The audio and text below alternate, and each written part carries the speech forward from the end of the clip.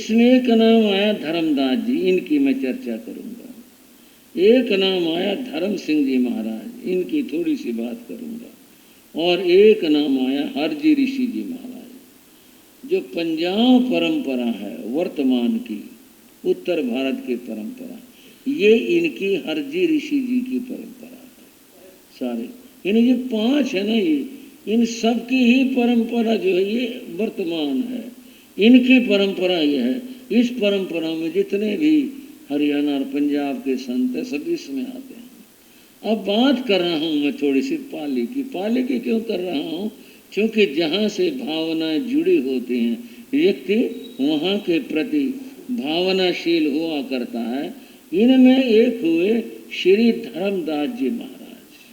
क्या नाम लिया मैंने? श्री धर्मदास जी महाराज। श्री धर्मदास जी महाराज का जन्म विक्रम संवत 1701 में हुआ था। और इनका जन्म हुआ था अहमदाबाद के पास में एक गांव है सरखेज गांव, वहाँ पर इनका जन्म हुआ था। ये भावसार जाति के थे। भावसार उधर जाति है कोई, भावसार, उस जाति से ये थे। इनके पिता का नाम जीवन दास था और इनके माता का नाम दाही बाई था। ये इनका परिवार कह लो, ये परिचय। इनकी दीक्षा बचपन में हुई। धर्मदास जी की दीक्षा बचपन में हुई, छोटे थे। उस समय जैनियों में एक संप्रदाय थी, जैसे अब कई संप्रदाय है ना, बीच में कोई और संप्रदाय भी हुई। उसमें एक संप्रदाय थी, उस संप्रदाय का नाम था पोतिया बंद, नाम था, संप्रदाय थी पोतिया बंद। और ये जो यति हुआ करते वो इनसे मिलती जुलती सी परंपरा थी, पोतिया बंद। इनकी दीक्षा, चूंकि इनके माता पिता पोतिया बंद को मानने वाले थे, पोतिया बंद के किसी संत के पास इनकी दीक्षा हुई। उन्होंने इनको धर्मदास को पढ़ाया, फिर आगम पढ़ाई। जब इन्होंने आगम शास्त्र पढ़े तो गुरु से सवाल किया, गुरु जी शास्त्र में तो कुछ और लिखा है और हमारा जो आचरण है वो कुछ और है, ये क्या बात है? बोले बच्चा, ये सब काल का दोष है, समय का दोष है। उस समय जब शास्त्र लिखे गए थे उस समय संघनन बलवान थी, तो इसलिए मजबूती से पालन होता था। आज वर्तमान में उतनी स्थिति नहीं है। काल से जो है शरीरों की अवगाहना घट गई और बल घट गया, संघनन कमजोर पड़ गई, इसलिए अब तो जैसा है वैसा ही कर लेते हैं। आप समझो, जैसा है वैसा कर लेते हैं। उसने कहा गुरु जी ये तो ठीक हो गया, वे कमजोर हो गई, पर उस कमजोरी का नाम लेकर के हम सारा कुछ आचरण गृहस्थों जैसा करने लगे, ये तो कुछ ठीक नहीं है। हम कुछ सुधार ला सकते हैं। हाँ तू सुधार लिया, क्या सुधार लाएगा, कैसे करेगा? उसने कहा गुरु जी मैं तो आगम के अनुसार संयम पालना चाहता हूँ। कैसे पालेगा? बोले यहाँ आश्रम रह के नहीं हो सकता। यहाँ जो आपका ये आश्रम है इसमें रह के नहीं हो सकता। यहाँ तो सारे सुखों के साधन है, और जब सुख के साधन उपलब्ध हों तो व्यक्ति कष्ट क्यों पाएगा? व्यक्ति तो तब कष्ट पाएगा, साधन नहीं है और प्राप्त होता नहीं और फिर मजबूत रहे, फिर बात है, ऐसे तो नहीं हो सकता। बोले फिर? बोले मैं तो आपके चरणों में मस्तक रखता हूँ, मुझे आज्ञा दो, मैं तो अलग होकर के संयम का पालन करूँगा और जो शास्त्रों में लिखा है उसके अनुसार करूँगा। बड़ा मुश्किल है बच्चा, आहार पानी भी नहीं मिलेगा। अगर इसके अनुसार चलोगे तो इतना मुश्किल काम है, नहीं मिलेगा। मैं समझ लूँगा मैंने व्रत कर लिया, 1 दिन कर लेगा व्रत, 2 दिन कर लेगा, कब तक चलेगा इस तरह से? बोले महीने महीने के व्रत भी तो होते हैं, मैं देखूँगा। ऐसी क्या बात है, मुझे आज्ञा दो, मेरा मन है शुद्ध संयम पालन का। बंधु जब एक बात की भावना बन जाती है तो कार्य होता है, और भावना न बने तो नहीं होता। वह धर्मदास जो बाल मुनि थे, बड़े हो गए तब तक, उन्होंने गुरु से कहा मैं अलग होकर संयम पालूंगा, और अलग हो गए। संयम की जो शास्त्रीय व्याख्याएं थी उसके अनुसार उन्होंने जीना शुरू किया, उसके अनुसार उन्होंने चलना शुरू किया।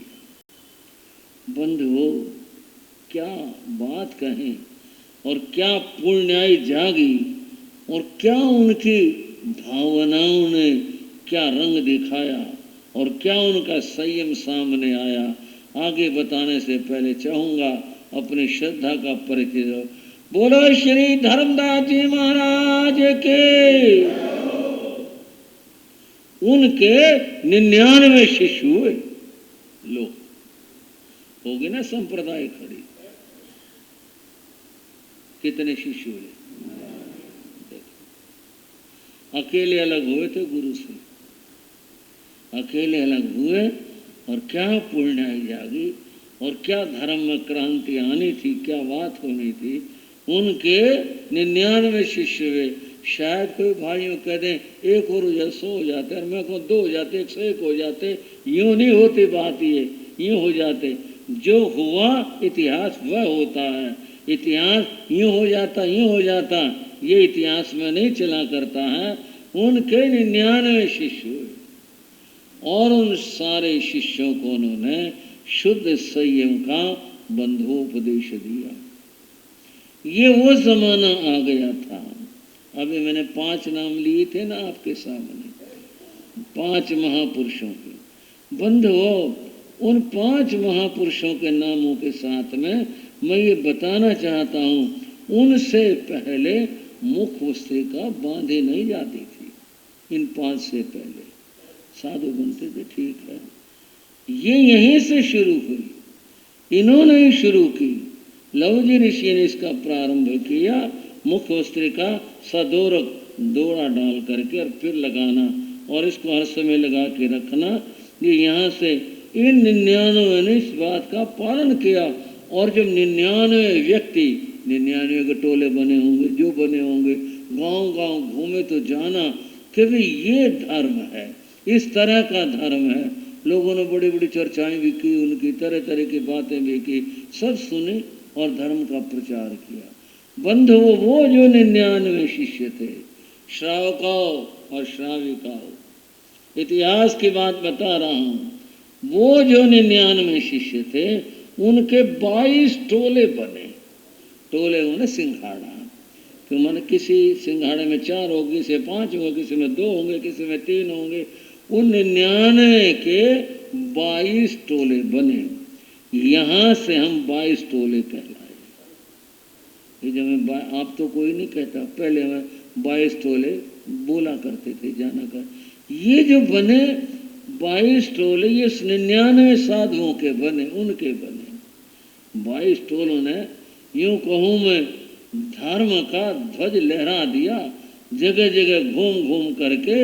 और लोगों ने जब जाना, साधु बनाते ये है भाई, परम संतोषी हैं, इनको तो किसी चीज़ की इच्छा नहीं, तमन्ना नहीं, कुछ नहीं कहते। भाई ये चढ़ावा चढ़ा दो, हमारा मकान बना दो, हमारा ये कर दो, ये कुछ भी नहीं कहते, इनके कोई इच्छा ही नहीं है। लोग अनुयायी बने, उनके अनुयायी बने। और कभी कभी कोई घटना बंधुओं भूचाल ला देती है, कोई कोई घटना आकाश को भी हिला देती है। इतनी जबरदस्त घटना हो जाती है जैसे कि नगाड़े पर एक चोट मारी जाए, चारों ओर धमाका हो जाता। इनके एक शिष्य थे, एक साधु थे, नाम था लून कर्ण। बंधु, वो जो लून कर्ण साधु थे, वो बीमार हो गए। बीमार हो गए तो इलाज हुआ, नहीं ठीक हुए, बीमारी बढ़ती गई।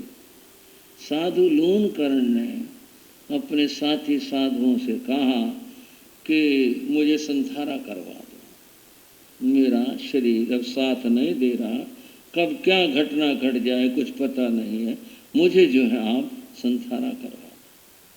संतों ने कहा भाई देख लो, बड़ा कठिन काम होता है, संथारा लेना कहना तो बड़ा आसान है, पालना बड़ा मुश्किल होता है, बहुत कठिनाई होती है, और मृत्यु से सामना साक्षात होना, उस समय में आदमी का अचल रहना बहुत मुश्किल होता है। बोले नहीं, मैंने मरना तो मुझे है, मेरी स्थिति ऐसी, मैं इतना बीमार हूँ, अब क्या जीने की आश करूँगा, मेरे को संथारा करा दो। आखिर जिद करके उसने संथारा कर लिया। और ये बात है धारा नगरी की। कहाँ की? कितनी दूर है भाई धारा नगरी पाली से?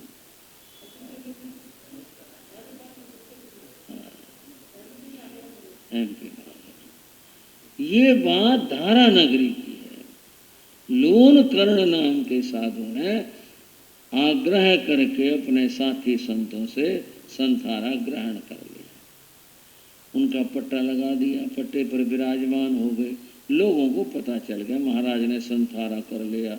अब ये एक श्रद्धा भावना होती है, लोग बाग आखिरी दर्शन के लिए कह लो कुछ कह लो आने लगे, भीड़ होने लगी, दूर दूर से लोग आने लगे, चारों ओर चर्चा हो गई, भाई ओलून करण ने साधु ने उसने संथारा कर रखा है। इस तरह से चर्चा हुई। 8 दिन हुए, उस साधु की तबीयत ठीक होगी।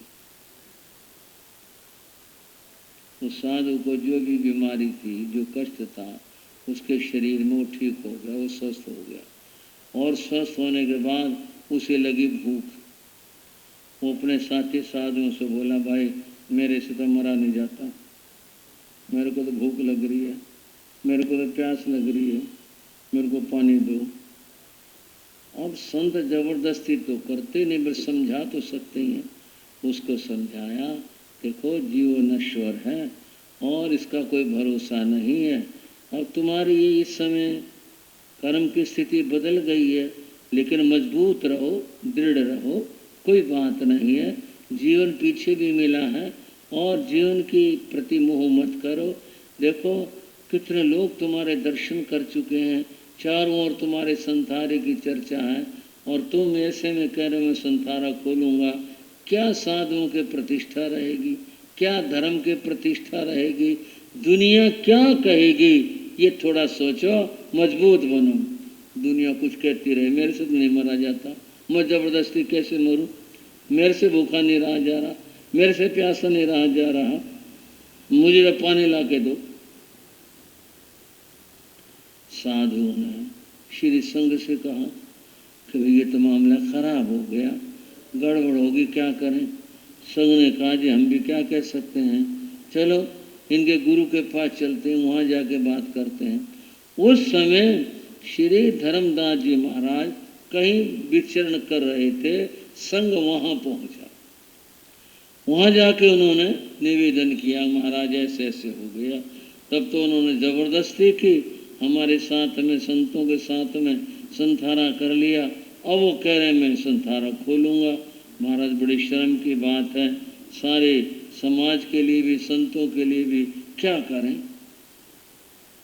श्री धर्मदास जी महाराज बोले भाई उस साधु को कहो कि मैं धारा नगरी आ रहा हूँ और जल्दी जल्दी आऊँगा, मैं उससे बात करूँगा। अगर मेरी बात उसके समझ में आ गई तो ठीक है, नहीं तो देखेंगे, फिर लेंगे निर्णय जो भी कुछ होगा। लंबे लंबे विहार करते हुए दूसरे तीसरे दिन श्री धर्मदास जी महाराज धारा नगरी पहुँच गए। उस साधु से बात करी, उसको समझाया, उसकी समझ में नहीं आया, वो नहीं माना। बहुत कहा उससे, उसको समझ नहीं आया, बात तो मन की है ना।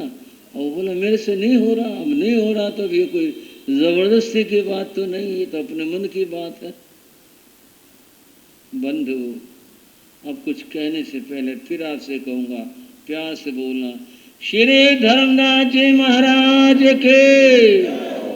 उन्होंने तत्काल घोषणा की, भाई हमारा ये साधु दुर्बल रहा, संथारा कर नहीं पाया और पूरा कर नहीं पा रहा, अब इसकी जगह मैं संथारा लेता हूँ।